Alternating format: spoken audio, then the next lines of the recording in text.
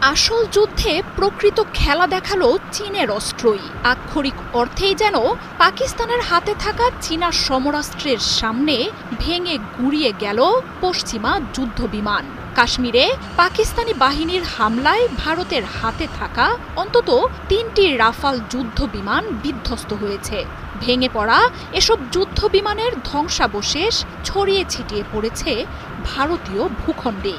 বিশ্লেষকরা বলছেন, ভারতের বিমান বাহিনীকে ধ্বংসে পাকিস্তান ব্যবহার করেছে মিত্র চীনের অস্ত্রই।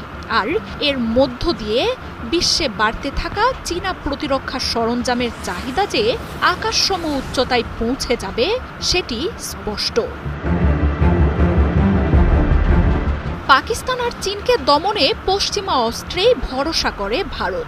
আধুনিক যুদ্ধের সবচেয়ে বড় অস্ত্র যুদ্ধ বিমানে নরেন্দ্র মোদীর বাহিনীর মেরুদণ্ড বলা হয় ফ্রান্সের রাফালকে। ভারতীয় বাহিনীতে এ পর্যন্ত ৩৬টি রাফাল যুদ্ধ বিমান যোগ হয়েছে। পাকিস্তানের সাথে উত্তেজনা শুরুর পর আরও বিমান কিনতে তড়িঘড়ি চুক্তিও করেছেন নরেন্দ্র মোদী। সীমান্তবর্তী দুই প্রতিবেশী ভারত পাকিস্তান জন্মলগ্ন থেকেই বৈরিতার সাথে নিয়ে চলছে, জড়িয়েছে একাধিক যুদ্ধেও। আর তাই যে কোনো সংঘাতের শঙ্কায় সব সময়ই প্রস্তুত থাকতে হয় দুই বাহিনীকে। সেই সাথে পাল্লা দিয়ে চলে অস্ত্র বাড়ানোর প্রতিযোগিতাও।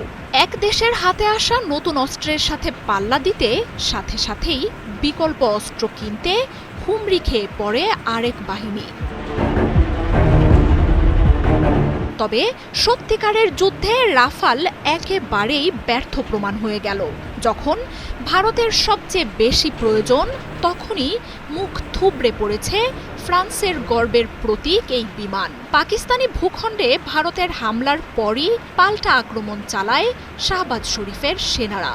দূর থেকে চালানো এসব হামলায় এক রাতে অন্তত ৩টি রাফাল ধ্বংস হয়ে গেছে। যুদ্ধ বিমান হারানোর নজিরবিহীন এই ঘটনাই এখন ভারত পাকিস্তান সংঘাতের কেন্দ্রে রয়েছে। বলা হচ্ছে, রাফালকে ধ্বংস করতে পাকিস্তান ব্যবহার করেছে চীনের দেয়া অস্ত্র। বিশেষ করে পাকিস্তানের হাতে থাকা J-10C রাফালকে ব্যর্থ করতে সক্ষম এমন দাবি বহু দিন ধরেই উঠে আসছিল। এছাড়াও চীনের J-17ও রয়েছে রাফালকে অব্যর্থ নিশানায় রাখতে। কাশ্মীর নিয়ে সংঘাতের শঙ্কার মধ্যেই পাকিস্তানকে PL-15 ক্ষেপণাস্ত্র পাঠান শি জিনপিং। J-10C ও JF-17 থেকে আকাশে হামলায় PL-15 কার্যকারিতা যে শতভাগ, এই নিয়েও চলে বিশ্লেষণ। বিশ্বের বহু দেশই যুদ্ধ আর প্রতিরক্ষায় ভরসা রেখেছে পশ্চিমা অস্ত্রে। চীনের অস্ত্রের কার্যকারিতা নিয়েও পশ্চিমারা ছড়াচ্ছিল নানা প্রচারণা। তবে ব্যয়বহুল এসব যুদ্ধ বিমান যে আধুনিক প্রকৃত যুদ্ধে অকার্যকর তা প্রমাণ হওয়ায় নড়ে চড়ে বসেছে বিশ্ব। কয়েক বছর ধরেই অস্ত্রের বাজার হারাচ্ছে পশ্চিমারা। ইরান ইয়েমেনের কাছে মার খাচ্ছে যুক্তরাষ্ট্র, ইসরায়েলের সবচেয়ে শক্তিশালী অস্ত্র। বিপরীতে চীন দখল করছে অস্ত্রের বাজার।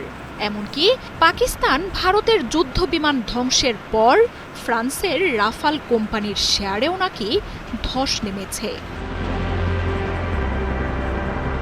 মার্জিয়া উপমা, ৭১।